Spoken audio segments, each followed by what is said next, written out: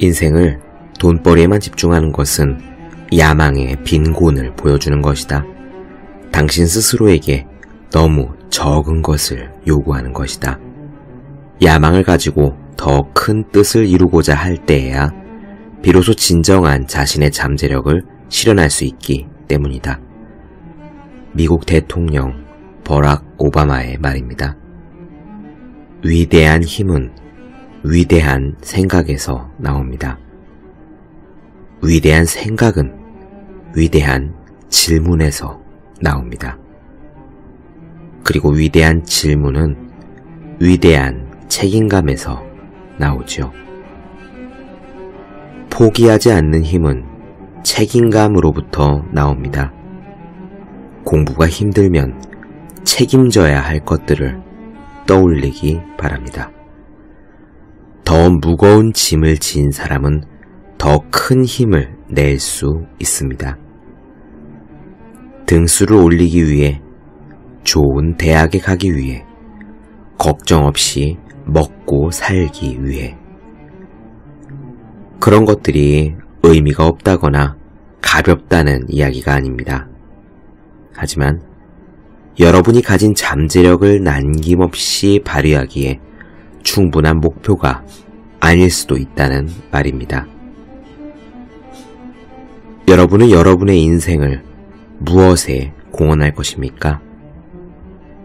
여러분은 무엇을 떠안은 채 계속 뚜벅뚜벅 노력할 것입니까? 365 공비타민, 잠재력을 발휘하기에 충분한 목표인가의 한 대목으로 시작합니다.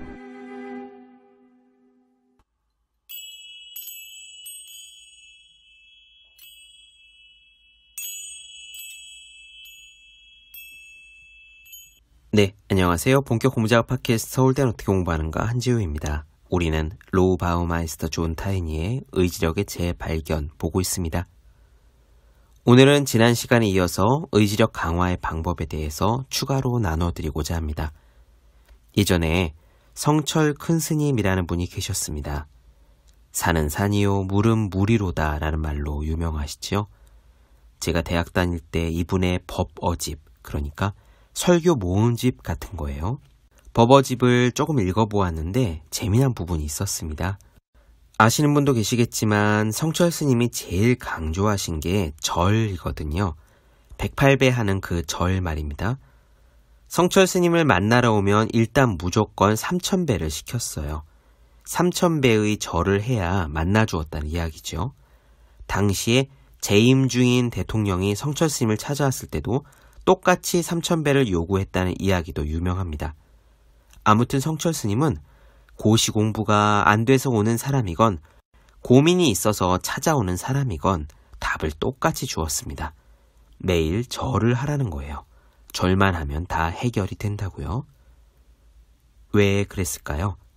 기도만 하면 소원이 성취된다 라고 들리는 것 같긴 하지만 나름의 과학적인 이유도 있었습니다. 매일 새벽에 일어나서 절을 하는 것은 굉장히 귀찮은 일입니다. 그걸 꾸준히 하는 거는 더욱 힘들죠. 그런데 그 힘든 일을 계속하면 의지력이 길러집니다. 절을 하면서 길러지는 의지력이 고시 공부를 할 때 도움이 되는 것도 당연하죠. 오늘은 의지력을 강화시키는 방법을 이어서 말씀드리겠습니다. 분명 많은 분들에게 도움이 되는 부분이 있을 거라고 생각해요. 길게 말씀 안 드리고 바로 시작할게요. 직접 들어보시죠.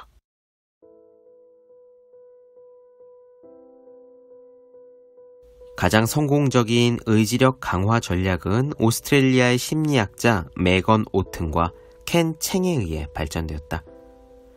과학자들이 수행한 실험 중 하나는 지금까지 체력 단련을 하고 싶었지만 정기적으로 운동하기가 힘들었던 사람들이 대상이었다. 그중 일부는 헬스클럽에 등록해서 실험자와 함께 정기적인 운동 계획을 세웠다.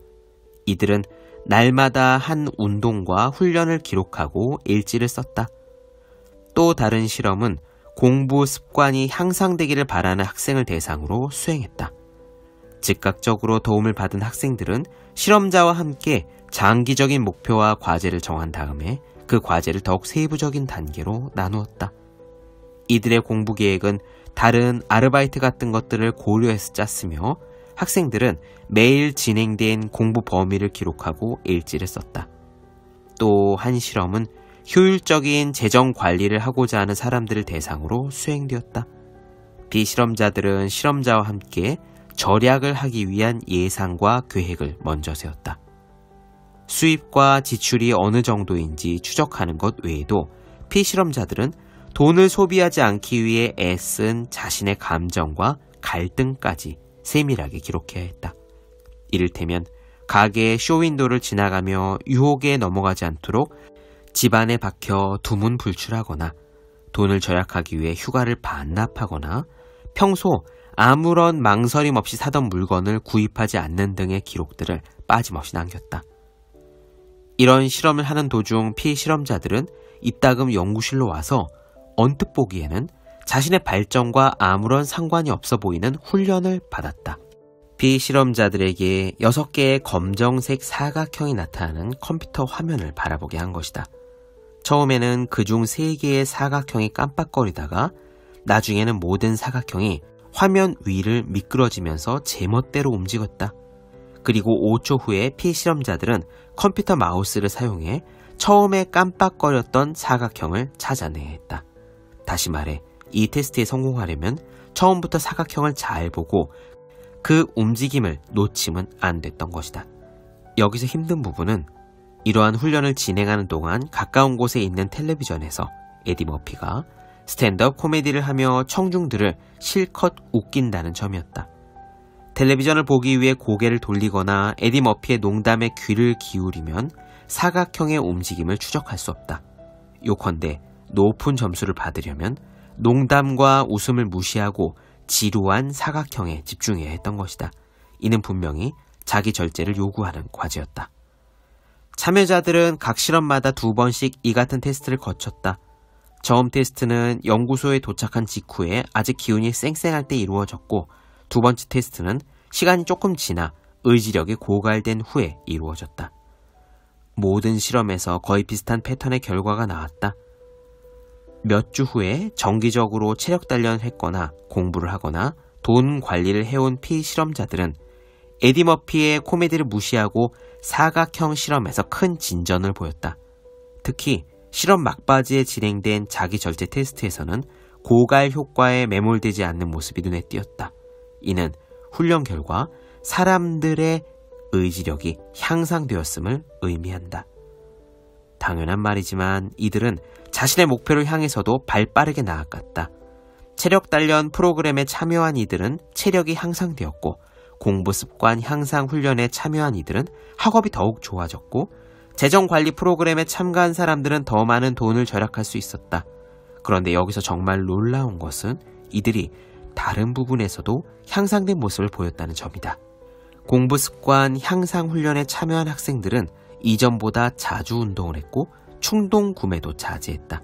또 체력 단련과 재정 관리 프로그램에 참여한 학생들은 이전보다 공부를 더 열심히 했다. 한 분야에서의 자기 절제 훈련이 삶의 모든 부분을 향상시키는 효과가 있는 것 같았다. 이들은 담배도 전보다 덜 피웠고 술도 적게 마셨고 청소도 더 깨끗이 했다. 예전보다 게으름도 줄었다. TV를 보거나 친구와 어울리는 대신에 집안일이나 자기가 해야 할 일을 먼저 했다. 또한 바람직한 식습관으로 바꾸고 정크푸드를 먹는 횟수를 줄였다. 어떤 참여자들은 이런 실험을 통해서 화를 잘 내는 성격이 바뀌었다고 보고했다. 이런 발견은 이후 노스웨스턴 대학교의 심리학자들의 가정폭력 관련 연구로 이어졌다. 연구자들은 피실험자들을 대상으로 배우자에게 무시당하거나 배우자가 바람피는 장면을 목격할 때 같은 여러 상황에서 주먹을 휘두를 것 같은 물리적 폭력을 쓸 가능성에 대해 질문했다. 그런 다음에 피실험자를 2주 동안의 의지력 실험에 투입했다. 2주가 지난 뒤에 피실험자들은 자신의 과거 행동 패턴이나 훈련에 참가하지 않는 통제 집단의 행동 패턴과 비교할 때 폭력적으로 반응하는 경향이 줄었다고 보고했다. 즉, 자기 절제력의 향상으로 가정폭력이 감소한 것이다. 이런 발견을 통해 우리는 의지력 훈련이 가져오는 놀라운 이점을 확인할 수 있다. 스스로 깨닫지 못하는 사이에 수행한 특정 훈련이 삶의 다양한 측면에서 커다란 장점으로 작용하는 것이다. 연구실에서의 실험도 이를 뒷받침한다. 의지력이 점점 강해짐으로써 그것이 고갈되는 속도가 점점 느려진다. 또한 벤자민 플랭클린이나 데이비드 블레인이 자기 절제 실험에서 보았듯이 한 분야의 자기 절제에 집중함으로써 우리는 더 큰 이익을 얻을 수 있다. 물론 우리 모두가 프랭클린이나 블레인처럼 뛰어난 자기 절제력을 갖추고 무언가를 시작해야 하는 것은 아니다. 훈련에 대한 의지만 있다면 당신의 전체적인 의지력은 적어도 실험 기간 내내 향상될 수 있다.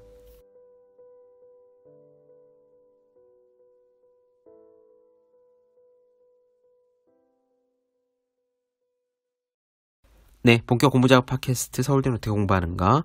로이 바우마이스터 존 타이니의 의지력의 재발견 나누어 드렸습니다. 더 많은 이야기가 궁금하신 분들, 질문사항 있으신 분들은 제 유튜브 채널 서울대는 어떻게 공부하는가, 네이버 블로그 생의 즐거운 편지, 다음 카카오 브런치 한주의 브런치, 인스타그램 해시태그 서울대는 어떻게 공부하는가 검색해주면 좋겠습니다. 또 학생, 수험생, 취준생, 직장인 등 공부하시는 모든 분들을 위해서 어떻게 공부하는 게 효율적인지 설명한 혼자 하는 공부의 정석, 그리고 책상에 올려두기만 해도 공부하고 싶어지는 365 혼공 캘린더, 아직 읽지 않으셨다면 꼭 한번 읽어보셨으면 좋겠습니다. 분명 도움이 되실 거예요. 그럼 오늘 여기까지 하겠습니다. 전 다음 시간에 뵐게요. 여러분 모두 열심히 공부하십시오. 저도 열심히 하겠습니다.